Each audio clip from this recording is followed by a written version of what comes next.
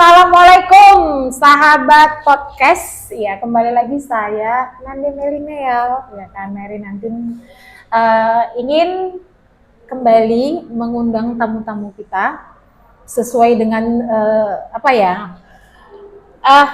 saat ini kan marak dunia perpolitikan, maka tamu kita berturut-turut ini nampaknya dari caleg ya. Calegnya kali ini dari beliau adalah seorang guru bahasa Inggris ya, dan masih muda ya kan, masih belum menikah ya kan. Benar. Masih muda dan beliau tertarik masuk ke dunia politik ya gitu ya kan, guru bahasa Inggris ya, dan ekonomi juga, dan guru ekonomi. Aduh, semuanya diborong.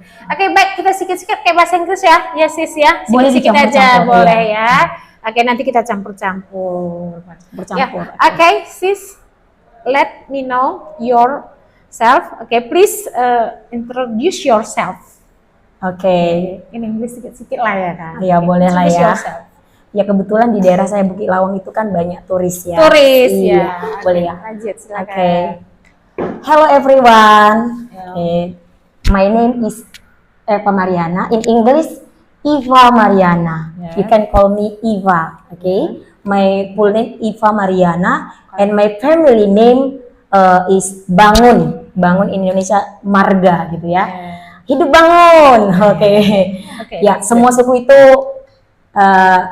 punya keunikan masing-masing. Saya percaya walaupun berbeda-beda tetapi kita tetap bersatu jiwa.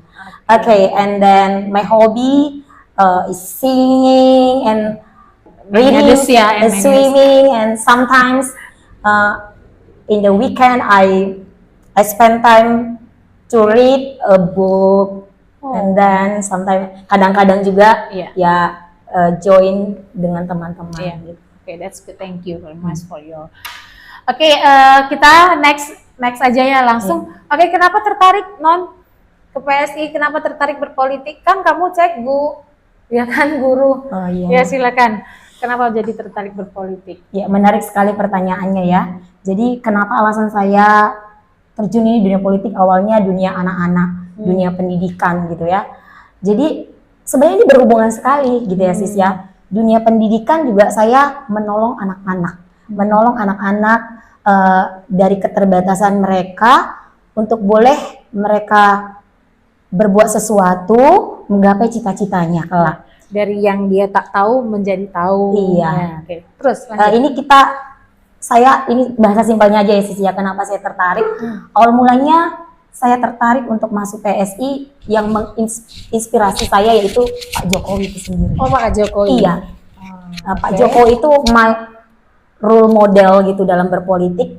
Jadi ketika saya melihat beliau gitu, Pak Jokowi gitu kan, ini sosok yang saya rasa menginspirasi saya untuk terjun di politik. Orangnya kelihatannya sederhana, ya, gitu, sederhana, tapi mampu gitu ya. Dan dekat dengan rakyat. Terus baru kali ini dalam dunia perpolitikan saya lihat ada sosok yang seperti ini, dan ini yang dirindu-rindukan oleh masyarakat. Itu alasan saya pertama kenapa masuk dunia politik. Salah satu inspirasi kamu itu beliau ya. Okay. Yang kedua ada lagi nih sis, boleh ya? Ada lagi yang kedua, ya dengan saya melihat ke kampung saya gitu. Saya punya gagasan atau ide, gimana ya kalau saya punya gagasan, gimana ini bisa diluangkan, begitulah kira-kira sis ya. Oh, langsung kepikiran saya, bisa ini terjun di dunia politik supaya merangkum ataupun mengambil ide-ide saya dan gagasan saya. Kenapa saya itu timbul? Karena jujur saja ya sis, jalan di kampung saya itu nggak bagus.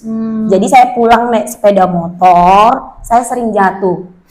Memang benar udah menjadi banyak sih memang yang dibahas. Memang ya saya sendiri juga kan terjun kadang-kadang ke daerah-daerah. Memang jalannya ya agak-agak ya gimana lah ya, kita tahu lah. Jadi salah satunya yang membuat peserta itu ada rasa terpanggil. Iya benar. Iya terpanggil. Seandainya lah saya punya mandat wewenang, punya otoritas, ini jalan pasti gue ingin gitu kali ya. Iya, keinginan hati gitu. Jadi walaupun mungkin nggak semulus-mulusnya, tapi ada perubahan sedikit gitu. Ada sesuatu yang harus kita buat untuk menyuarakan ini kayaknya dari seseorang yang punya panggilan gitu.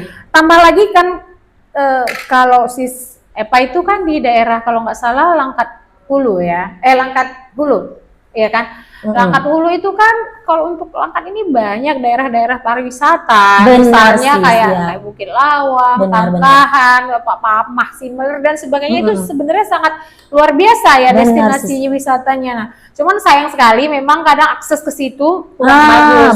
Ya. Jadi itu salah satu yang membuat sis itu tertarik. Iya, tertarik. Emang benar sih. Nah, jadi kalau terkaitan dengan itu apa yang ingin sis buat lakukan gitu kalaulah seandainya sis terpilih gitu. Nah, sesuai kembali lagi dengan tujuan dari wewenang dari anggota DPRD itu sendiri yang saya ketahui dan yang masyarakat mungkin boleh diberikan penjelasan. Yang pertama itu fungsi anggota dewan atau wewenang anggota dewan adalah mengevaluasi kinerja pemerintah. Ya, jadi kita berhak mengkritik ini bagaimana program pemerintah yang tidak pro dengan rakyat. Ya, itu pertama ya, mengevaluasi. Jadi saya punya mandat di situ. Yang kedua, sebagaimana kita kembali lagi kepada tugas daripada wewenang, maksud saya wewenang daripada DPRD adalah menyampaikan aspirasi masyarakat. Nah, bahasa hari-harinya kita menyampaikan unek-unek masyarakat. Nah, jadi ya unek-unek saya juga, unek-unek masyarakat. Iya, gemes gitu loh sis. Nah, yang ketiga, membuat anggaran. Jadi berapa persen dana pendidikan, berapa persen dana kesehatan, termasuk infrastruktur berapa persen. Jadi bersama kepala daerah dan anggota legislatif ini memegang peranan penting. Siap dikawal. Siap dikawal dan siap dilaksanakan segala, dong, iya, ya kan? Benar. Karena kan gini sih, banyak juga orang awalnya sih berpikiran begitu kan. Tiba-tiba udah duduk lupa aja. Oh, benar. Banyak pertanyaan seperti itu. Kan itu yang apa, tapi janji-janji caleg gitu ya. Oke. Itu dia yang harus kita itu yang harus kita jaga, komitmen itu supaya rakyat itu percaya. Nah, saya punya pertanyaan lagi nih. Kenapa begitu berani ya maju berpolitik sementara sis sendiri tahu kan kos politik itu mahal ya kan? Kenapa berani? Emangnya sudah siap berapa gitu kan? Kalau orang-orang lain bilang kan seperti itu. Nah, PWP ya. Tapi apa sih kekuatan apa dan kekuatan apa yang sis miliki dan keyakinan apa yang membuat sis begitu berani bertarung? Karena kan kita tahu ya petarung-petarung sekarang ini apalagi orang-orang udah pemain lama ya kan, itu ya luar biasa terjorongnya. Nah, jadi saya hanya ingin bertanya apa strategi kiatnya sehingga berani dan tetap maju dan tetap semangat bertarung di Pileg di 2024. Keberanian saya yang pertama karena panggilan jiwa tadi yang pertama. Yang kedua, kekuatan doa. Saya percaya kekuatan doa. Kita mengandalkan Tuhan gitu. Ya, saya punya keterbatasan, tapi karena ada panggilan jiwa yang besar, panggilan jiwa yang kekeh, inginnya sebuah kemajuan dari sebuah kampung kita. Jadi, terus kemauan yang besar bagi kampung kita, panggilan itu kayak dorongan yang kuat gitu. Jadi, saya harapkan gitu ya, segala ketakutan itu kayak merupakan challenge, tantangan bagi saya.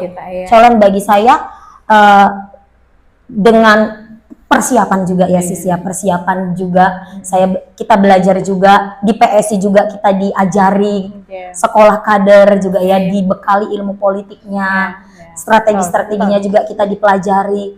Nah, karena ada tudungan-tudungan juga dari PSI dan tentunya dorongan yang kuat atau panggilan jiwa yang kuat, saya berani gitu sis. Oke. Dan doa juga termasuk ya sis ya. Mungkin ya punya trik-trik tersendiri lah ya kan, terjun ke lapangan, mungkin dari door to door juga yang menyiapkan amunisi atau apalah itu yang amunisi itu kan tidak selalu dengan uang sih sebenarnya ya kan. Benar sekali. Misalnya ya dari keluarga kita kerahkan, ya kan, saudara terdekat gitu. Nah, kita kaitkan dulu dengan Suara Pemuda nih ya kan. Pasti PSI ini kan identik dengan kepemudaan ya kan.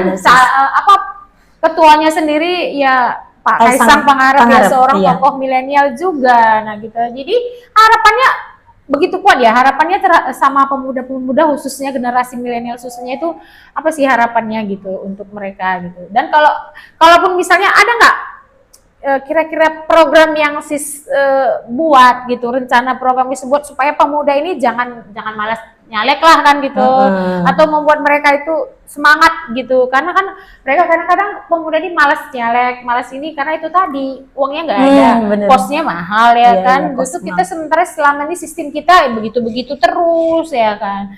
Nah jadi apa kira-kira yang sis ingin sampaikan tentang ini kepemudaan? Oke.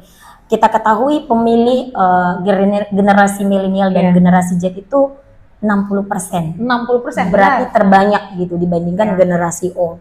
Jadi ini kesempatan peluang yang besar bagi PSI untuk boleh menjadi simpatisan pemuda-pemuda gitu. Dan kalau untuk ini kerinduan saya juga, kelak PSI ini akan berkembang pesat di kampung saya, ini kerinduan saya ya. Nah, memang sudah suatu hal yang jamak atau hal yang lumrah kalau memang biaya atau kos untuk politik itu besar gitu ya. Tapi saya berkeyakinan tadi teguh. Jadi ini juga suatu testimoni gitu, kelak kalau saya jadi boleh menginspirasi anak-anak muda. Ya, betul. Jadi dengan tidak menggunakan money politik kita bisa gitu. Iya. Jadi kapan lagi ya kapan lagi ya kan, coba aja dulu ya kan? Kita mungkin kadang-kadang pun orang bisa juga muat mungkin ya. Tapi makanya ya kembali lagi ya ke pemudanya inilah, kamunya ya kan. Jadi, iya benar. Satu lagi ingin bertanyakan, pastilah ya petarung-petarung kamu itu kan banyak yang handal juga kita bilang ya kan, dari partai-partai besar lainnya, terus kemudian juga ya pemain-pemain di lapangan gimana ya, mungkin trik-triknya itu mungkin ada yang ya negatif, ada yang positif, money politik segala macam lah. Pasti sis yang sudah merasa turun ke lapangan berhadapan langsung dengan masyarakat ya kan, pasti tahu. Boleh nggak cerita sedikit ini suka dukanya ini gimana ini? Boleh, silakan langsung saja apa kira-kira trik-trik atau apa gitu yang dilihat gitu. Suka dulu atau duka dulu? Yang mana pun sih. Oke, baiklah. Iya kan? Kayaknya duka dulu lah, karena ini apa ya, kesedihan gitu perjuangan ya. Banget. Iya, perjuangan sekali. Ya, kalau mengenai dukanya sudah pasti money politik ya. Money politik ini kayaknya harus gimana gitu kadang-kadang ya. Tapi kita tetap optimis gitu ya. Tetap di NPWP itu ya kan? NPWP. Oke. Tapi saya mau memberikan gambaran, walaupun saya bukan sarjana hukum, tapi boleh memberikan landasan politik ya. Jadi untuk para pendengar semuanya, para audiens atau pendengarnya, sebenarnya apakah money politik itu bagus digunakan gitu kan? Tidak baik. Kenapa? Tapi karena kan ada undang-undangnya. Ada undang-undangnya. Ya, saya boleh bacakannya sis. Ini ada sanksi pidana politik uang dibedakan 3 kelompok. Pasal 523 ayat 1 menyebutkan, nanti bisa dibuka di Google. Tapi sedikit saya akan bacakan. Setiap pelaksana, peserta dan atau tim kampanye pemilu dengan sengaja menjanjikan atau memberikan uang atau materi lainnya sebagai imbalan kepada peserta kampanye pemilu secara langsung ataupun tidak langsung sebagaimana dimaksud dalam pasal 280 ayat 1 huruf J dipidana dengan pidana penjara paling lama 2 tahun. Nah, itu pasal berapa tadi?